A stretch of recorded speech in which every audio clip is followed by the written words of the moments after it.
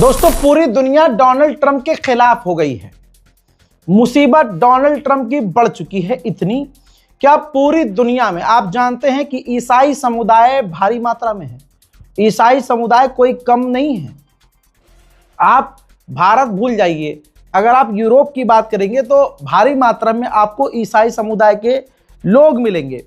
ऐसे में बड़ा अपडेट ये है कि डोनाल्ड ट्रंप ने जो अपनी दादागिरी दिखाते हुए ये ट्वीट किया था, याद होगा, और ट्वीट करते ही मैंने बताया था कि डोनाल्ड ट्रंप अब अपने लिए बड़ी मुसीबत बना चुका है और डोनाल्ड ट्रंप को अब तक जो सपोर्ट कर रहा था वो भी सपोर्ट नहीं करेगा।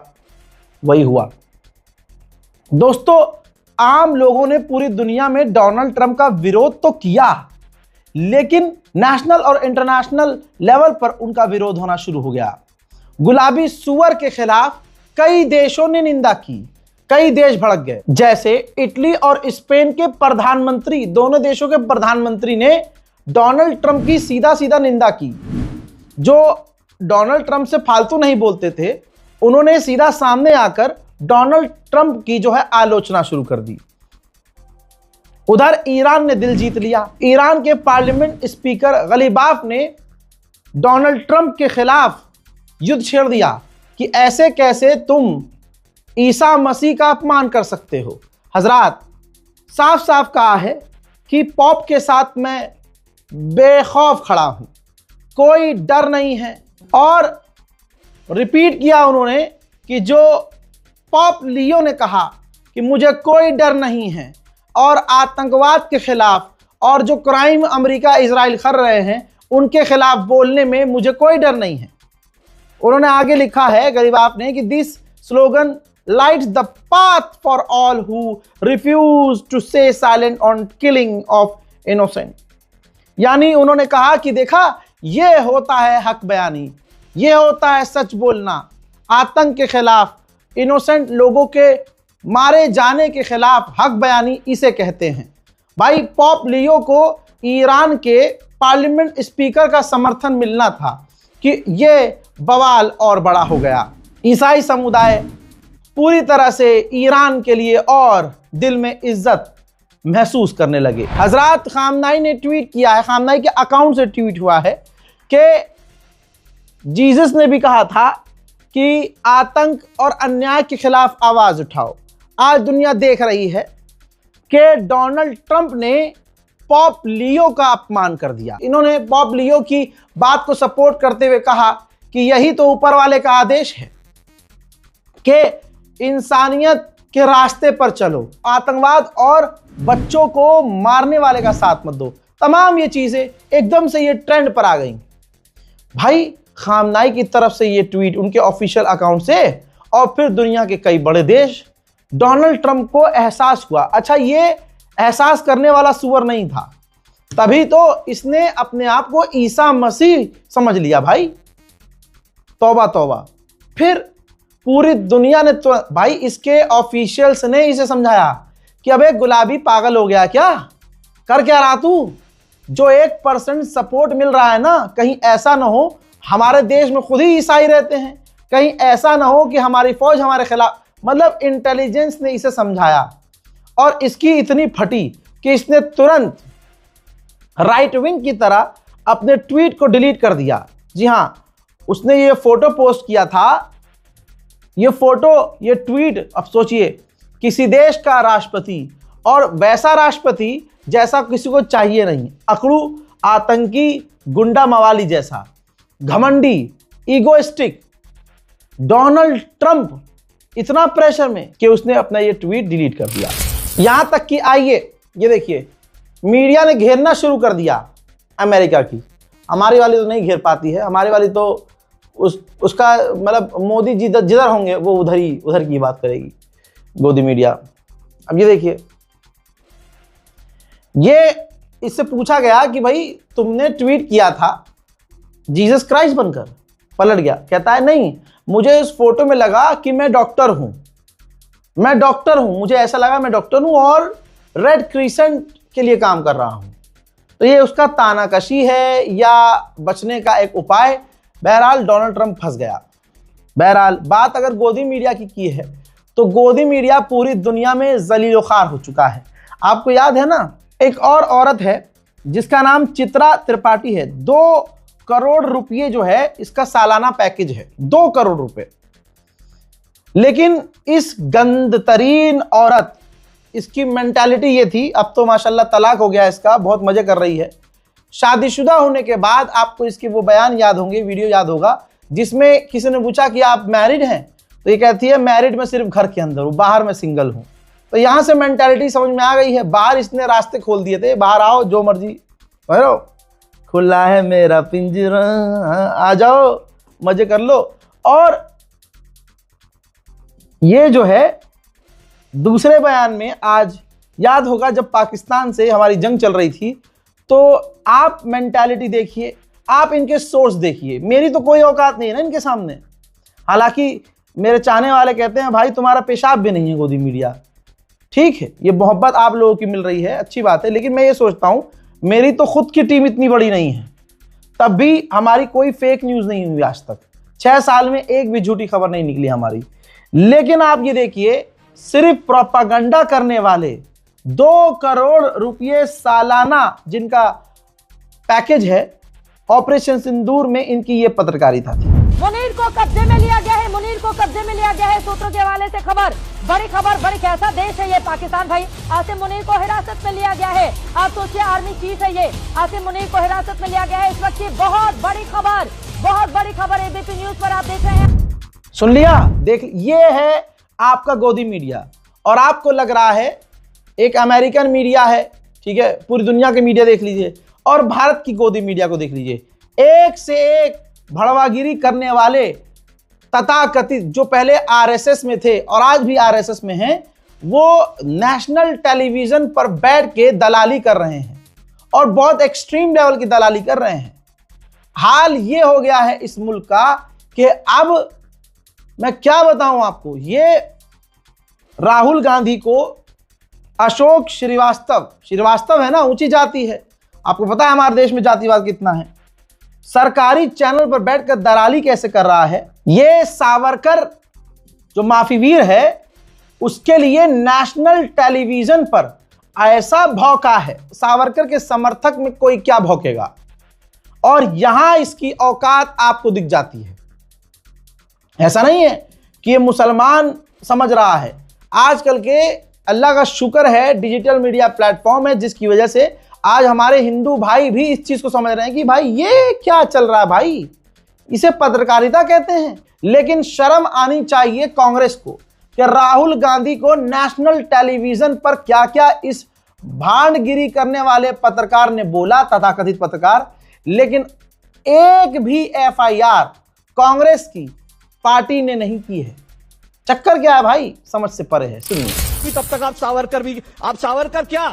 सावरकर के जूते की नोक के बराबर नहीं है, और जूते की नोक भी नहीं, आप सावरकर की जो चप्पल में जो मिट्टी लगी होती है, उस मिट्टी में जो छोटी सी एक जो कण होता है, आप उस कण के 1000वें हिस्से के बराबर भी नहीं है। और सुनेंगे, राहुल गांधी वीर सावरकर के चप्पल के नीचे जो धूल लगती है, उस धूल के एक कण के बराबर राहुल गांधी नहीं है। सुनना चाहते हो? गोदी मीडिया की बात हो रही है ना, तो गोदी मीडिया की सोच देखिए। याद रखिएगा, मुसलमानों के नरसंहार पर सबसे ज्यादा खुश, चाहे वो कहीं भी नरसंहार हो, हिंदू समुदाय के लोग खुश होते हैं कुछ, ठीक, और गोदी मीडिया इनकी असलियत दिखाता है। जरा इस पोस्ट को देखिए जो इंडिया टीवी का है।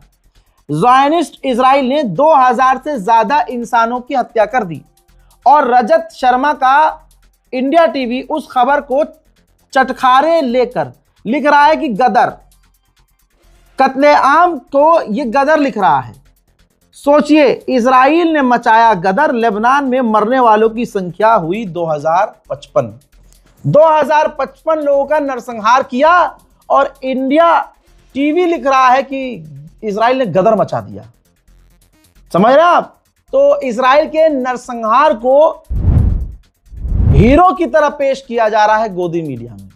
याद रखना मेरे हिंदू भाइयों, याद रखना, ये जितने गोदी मीडिया वाले हैं, और जिस सरकार की आप चापलूसी कर रहे हैं, आप एक बात एहसास कर चुके हैं, नहीं किया तो कोई बात नहीं, आगे आपको एहसास होगा।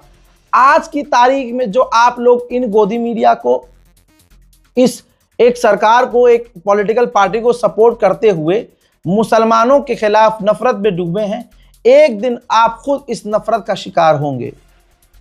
देश में कई जगह ऐसी हैं, वो आप देख रहे होंगे कि अब हिंदू परिवारों पर भी बिल्डोजर चल रहे हैं और अब हिंदू समुदाय चीख और चिंगाड़ रहे हैं। कल तक जो बिल्डोजर देखकर खुश हुआ करते थे क्योंकि वो बिल्डोजर मुसलमानों के घरों पर चल रहा था, आज वही सब रो रहे हैं लोग क्योंकि अब वही बिल्डोजर उनके घरों पर चल गया है, उनके बाजार दुकानों पर चल गया है। इसीलिए कहते हैं कोई भी मजहब हो, कभी मजहब मत देखो, किसी के ऊपर अन्याय हो रहा हो, यही प्रभु श्री राम कहते हैं कि अगर किसी पर अन्याय हो रहा हो तो तुम न्याय का साथ दो, जालिम के खिलाफ रहो। हर मजहब यही, यहूदियों को छोड़कर हर मजहब यही सिखाता है कि आप जुल्म के खिलाफ खड़े हों। अगर आप जालिम के साथ खड़े होंगे तो जालिम की छड़ी एक बार आपके भी चूतड़ों को लाल करेगी। आज की तारीख में डोनाल्ड ट्रंप पर कोई भरोसा नहीं कर सकता है और न कर रहा है, लेकिन आप सोचिए, आप अगर अपनी इज्जत बचाना चाहते हैं तो आज की तारीख में अगर गलती से भी डोनाल्ड ट्रंप के समर्थक हैं तो दूर हो जाइए डोनाल्ड ट्रंप से। एक बार फिर से ये दुनिया के सामने आया और कह रहा है कि ईरान तड़प रहा है, परेशान है, वो हमसे कांटेक्ट करने की कोशिश कर रहा है। यानी इजिप्ट, तुर्की और पाकिस्तान चूह हैं और ये ज्यादा समझदार हैं। अरे मीडिएटर्स लगातार कोशिश कर रहे हैं कि सीज फायर एक्सटेंड हो जाए, दोबारा बातचीत हो जाए। गुलाबी सुअर चुंदी आंखें लेके आता है, वो हमसे कांटेक्ट करने की कोशिश कर रहे हैं। अरे ईरान भूल जाता है क्या? मुझे लगता है इसको गजनी वाली प्रॉब्लम है। 2 झापड़ मारा जाता है, फिर 2 घंटे बाद भूल जाता है कि मुझे किसी ने मारा है। ट्रंप ने एक बार फिर से, आदत का बेचारा है, मतलब मुझे तो तरस आ रहा है इस पे कि अपनी इज्जत की धज्जियां उड़वा रहा भाई ये। दोस्तों, इसने आगे धमकी दी है कि अगर ईरान अपने आप अपना एनरिच यूरेनियम हमें दे दे तो अच्छी बात है, और अगर अपना एनरिच यूरेनियम वो हमें नहीं देगा तो हम जाकर खुद ले लेंगे। हंस बात मिल लीजिएगा, खबर सुनिए। इसकी बात ही ऐसी है कि अब हंसी आती है। कह रहा है कि ईरान स्ट्रेट ऑफ हॉर्मुज के जरिए दुनिया को धमकाना बंद कर दे। अरे स्ट्रेट ऑफ हॉर्मुज के जरिए वो दुनिया को धमका रहा है तो उसी कैटेगरी में तो तू भी आ गया भाई, तूने भी तो आगे से बैरिकेड कर दिए हैं। फिर कह रहा है कि हमें स्ट्रेट ऑफ हॉर्मुज की जरूरत नहीं है। अरे स्ट्रेट ऑफ हॉर्मुज की जरूरत नहीं है, फिर काहे फड़फड़ा रहे हो? कह रहा है कि स्ट्रेट ऑफ हॉर्मुज की जरूरत दूसरों को है, हम तो तेल, गैस, ईंधन खूब बनाते हैं, हमें किसी चीज की कमी नहीं है। अबे तो भाई कहना क्या चाह रहा है भाई तू? तुझे स्ट्रेट हॉर्मुज कल तक चाहिए था। कल तक ये गुलाबी सुअर कह रहा था कि स्ट्रेट ऑफ हॉर्मुज खुलवाने के लिए हम दुनिया से मदद मांग रहे हैं। आज हराम का जाना कह रहा है कि स्ट्रेट ऑफ हॉर्मुज बंद करवाने के लिए हम दुनिया से मदद मांग रहे हैं। ना कल दुनिया ने इसका साथ दिया, ना आज दुनिया का कोई एक देश स्ट्रेट ऑफ हॉर्मुज में बैरिकेड करने के लिए इसके साथ आया है। बेचारा कितना यकोतन्हा है गुलाबी सुअर। सुअर अक्सर अकेले ही रह जाते हैं। जो देश अभी तक ईरान का साथ नहीं दे रहे हैं उनको ईरान का साथ देना चाहिए। डोनाल्ड ट्रंप ने आगे कहा है कि ईरान की जंग जब खत्म हो जाएगी, ईरान की जब लड़ाई खत्म हो जाएगी तो हम इसके बाद क्यूबा जाएंगे। यानी इसकी जो सोच है बुढ़े की, बस कब्जा करने की है। इसीलिए तो नेतन्याहू और ट्रंप की इतनी पटती है, क्योंकि वो भी कब्जा कर रहा है आसपास के इलाकों पर और ये गुलाबी सुअर भी कब्जा करना चाहता है आसपास के इलाकों पर। तेल का भूखा ये बुढ़ा बुढ़ापे तक ये लड़कियों का भूखा था, छोटी छोटी बच्चियों का भूखा था। एप्स्टीन फाइल में हवाई नाम नहीं है इसका। यही वजह है कि आज ये दूसरे देशों पर कब्जे की बात कर रहा है। आज भी उन देशों से मैं कहना चाहता हूं कि अपनी औकात में आ जाओ और आज भी सही और सच का साथ देना शुरू करो, वरना कल तुम्हारे साथ जो होने वाला है दुनिया में कोई तुम्हारे लिए बोलेगा नहीं। अमेरिका का जो राष्ट्रपति है डोनाल्ड ट्रंप, इसे अपने दुश्मन से भी प्रॉब्लम नहीं है। अगर उसका दुश्मन अमेरिका का फायदा करवाए, यानी उससे एलपीजी खरीदे, कुछ भी चीज खरीदे। चाइना और भारत ने एलपीजी लेना बढ़ा दिया है एक्सट्रीम लेवल पर। भले ही चाइना का और अमेरिका का टकराव और विवाद है, जैसा मैंने कहा अमेरिका को फायदा होगा तो वो अपने दुश्मन से भी ट्रेड करेगा। मोहतरम हजरात, दूसरी तरफ एक बड़ा अपडेट है आपकी स्क्रीन पर। अमेरिका के पास एक एडवांस और नई तरह की मिसाइल थी जिसका नाम था PRSM। बहुत कम थी क्योंकि उसने ताज़ी बनाई थी, नई तरह की मिसाइल थी। उसने ये नए तरह की मिसाइल को ईरान पर ही टेस्ट किया और वो जो लेटेस्ट उसकी मिसाइल्स थी वो ख़त्म कर दी ईरान पर दागकर। अब उसके पास वैसी मिसाइलें बची नहीं है। वहीं अमेरिका का एयरक्राफ्ट कैरियर जो ईरान के करीब जा रहा है, ज़रा मैप में देखिए, लाइन मैंने बना दी है, वो भाई लाल सागर से नहीं जा रहा है। यमन के हुथीस का खतरा देखते हुए वो पूरा अफ्रीका की तरफ से चक्कर काटते हुए लंबा रास्ता लेकर ईरान की तरफ जा रहा है। हजरात, दुनिया का कोई ऐसा अखबार नहीं है, एक दो को छोड़कर, जो ये कह रहा हो कि अमेरिका जीत गया है, डोनाल्ड ट्रंप जीत गया है। मामला उल्टा है। तो भाई बुरी तरह से आखिरकार न्यूयॉर्क टाइम पर भड़क गया है अमेरिका। डोनाल्ड ट्रंप भड़का है क्योंकि सबको पता है कि ईरान जीत गया है। इसके पास कुछ प्लेटफॉर्म नहीं है, इसने अपना प्लेटफॉर्म बनाया ट्रुथ, उस पर ये सिर्फ ट्रुथ पर फॉल्स जो है क्लेम करता रहता है। अब कह रहा है कि न्यूयॉर्क टाइम फेक न्यूज फैला रहा है। वाह भाई वाह, बहुत बढ़िया। न्यूयॉर्क टाइम फेक न्यूज फैला रहा है और ये गुलाबी सुअर सच बोल रहा है। कह रहा है कि न्यूयॉर्क टाइम बता रहा है कि हम हार गए हैं और ईरान जीत गया है। ये झूठ फैला रहे हैं, फेक, जिसका सारा जो न्यूयॉर्क टाइम बता रहा है उसका उल्टा है, हम जीते हैं। आप बौखलाहट देखकर समझ सकते हैं कि ट्रंप कितनी बुरी हार से दो चार हो रहा है। एक बड़ा अपडेट यह है कि अमेरिका स्ट्रेट ऑफ हॉर्मुज़ की तरफ वो जहाज भेज रहा है जो समुद्र के अंदर छुपे हुए बम होते हैं, माइंस, उनको ढूंढते हैं और उनको तबाह करते हैं। माइन क्लीनर जहाज उन्हें कहा जाता है। इंडोनेशिया एक मुस्लिम देश है और अब डोनाल्ड ट्रंप भीख मांग रहा है इंडोनेशिया से और कह रहा है कि इंडोनेशिया हमें अपना एयर स्पेस इस्तेमाल करने दे इस जंग में। अब देखना यह है कि इंडोनेशिया क्या जवाब देता है। बड़े बड़े देशों ने, यहां तक कि नेटो के देशों ने, बड़े बड़े अमेरिका के साथियों ने इस जंग में ईरान के खिलाफ अमेरिका को अपने एयर स्पेस का इस्तेमाल करने नहीं दिया, सिर्फ ब्रिटेन को छोड़कर। बड़ा अपडेट यह भी है कि रशिया और ईरान के विदेश मंत्रियों ने फोन पर बातचीत की है। वहीं ईरान ने लताड़ लगाई है यूरोपीय यूनियन को और कहा है कि अपना किरदार निभाओ, अपनी जिम्मेदारी निभाओ और शांति और अमन लाने के लिए कोशिश करो। लेकिन यूरोपीय यूनियन शांति और अमन लाने की बात नहीं कर सकता क्योंकि डोनाल्ड ट्रंप शांति और अमन की तरफ है ही नहीं और यूरोपीय यूनियन डोनाल्ड ट्रंप को कुछ कह ही नहीं सकता। पूर्व अमेरिका के विदेश मंत्री ने कहा है, पूर्व, अभी वाले नहीं, अभी वाले की तो हवा निकल चुकी है। पूर्व अमेरिका के विदेश मंत्री ने कहा है कि अगर हमारे टैंकरों पर, हमसे लिंक टैंकरों पर या फिर उनको एस्कॉर्ट करने वाली अमेरिकी नेवी को ईरान की नेवी ने निशाना बनाया तो बहुत बुरा होगा। बहरहाल 40 दिन जो अमेरिका के साथ बुरा हुआ है उससे ज़्यादा क्या बुरा होगा। हालत ऐसी हो गई है कि अमेरिका का जो करंट विदेश मंत्री है वो धमकी देने से पहले सोच रहा है, तो पुराने पूर्व डिफेंस मिनिस्टर ईरान को धमका रहे हैं। कोशिश करके देख लो एक बार, स्ट्रेट ऑफ हॉर्मुज़ में घुसो तो सही, फिर ईरान बिस्मिल्लाह पड़ेगा और वो बिस्मिल्लाह खत्म होगी इन्ना लिल्लाहि व इन्ना इलैहि राजिऊन पर। जहां गुलाबी सुपर कह रहा है कि ईरान तड़प रहा है, बौखला रहा है, परेशान हो रहा है, वहां मीडिएटर्स का अपडेट ये है कि मीडिएटर्स की कोशिश ये है कि अमेरिका और ईरान को एक बार फिर से आमने सामने बिठाकर बातचीत करवाई जाए। हालांकि ईरान ने साफ मना किया है कि अब हमें इस पर भरोसा नहीं है। शुरू में भी ईरान कह रहा था कि हमें अमेरिका पर भरोसा नहीं है। हजरात, उधर अमेरिका ने घेराबंदी की हुई है पहले से ही, तो ईरान से लिंक 2 टैंकर जो पीछे से आ रहे थे, उन्होंने देखा जब अमेरिका ने घेराबंदी करी है तो उन्होंने भी यू टर्न ले लिया अपनी सेफ्टी को देखते हुए। तो इसका मतलब यह है कि जो देश ईरान से तेल ले रहे थे या ईरान को अपना टैंकर भेज रहे थे, अब वो भी मान लीजिए कि अगर इंडिया ईरान से तेल ले रहा था तो अब इंडिया का टैंकर भी ईरान से तेल नहीं ले पाएगा, क्योंकि अब बीच में अमेरिका भी है। यानी कल तक सिर्फ ईरान रोक रहा था दुनिया को तेल लेने से, आज अमेरिका भी आ गया।